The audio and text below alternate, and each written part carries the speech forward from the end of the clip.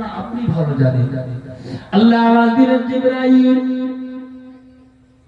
যেই ব্যক্তিকে গত বছর দেবতার পায়ের কাছে মাথা নত করে কাঁদতে দেখেছিলেন, ওই বান্দাকে আমি আল্লাহ হেদায়েতের আলো দিয়ে ঈমানি নূরে নূরান্বিত করে আমি আল্লাহ আমার কাবার মেহমান করে নিয়েছি।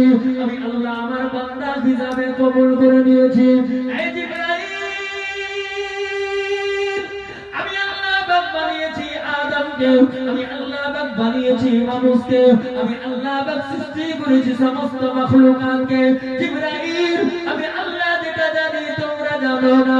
যে বান্দা আমি আল্লাহর কাছে হিদায়াত চাইবে, যে বান্দা আমি আল্লাহর কাছে জীবনের গুনাহ থেকে মাফ চাইবে, যে বান্দা আমি আল্লাহর কাছে অভাব থেকে নিজের দুঃখের অভিযোগ জানিয়ে আমার কাছে চাইবে, আমি আল্লাহ তাকে দেওয়ার জন্য আমার রহমতের দরজা খুলে আমি আল্লাহ একেবারে প্রথম আসমানে নেমে আমার বান্দা বান্দীদেরকে ডেকে ডেকে ডেকে ডেকে আমি আল্লাহ আমার নিয়ামত, আমার রহমত এবং বরকত আমি আল্লাহ তাদের উপরে বর্ষণ করব।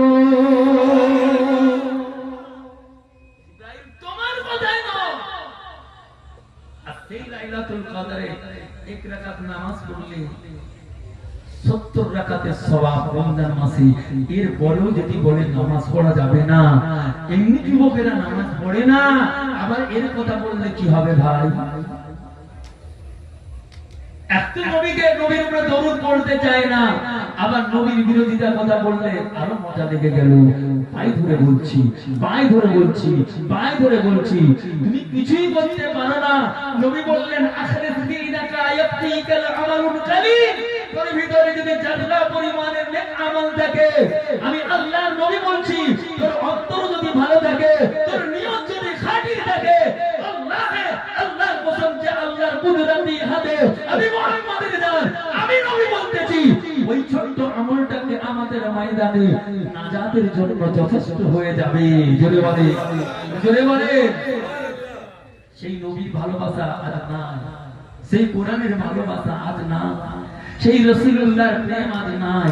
আছে আমাদের কাছে শয়তানের প্রেম, আছে আমাদের কাছে শয়তানের মহব্বত, আছে আমাদের কাছে রাসূলের ভালোবাসা গিয়ে শয়তান অন্তরে জায়গা নিল।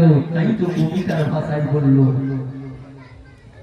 কবিতার ভাষায় কি সুন্দর করে বুঝিয়ে বলছে, আমার দেহ মন বলে নবী নবী, আমার দুই নয়নে ভাসে ছবি, আমার দেহ মন বলে নবী নবী।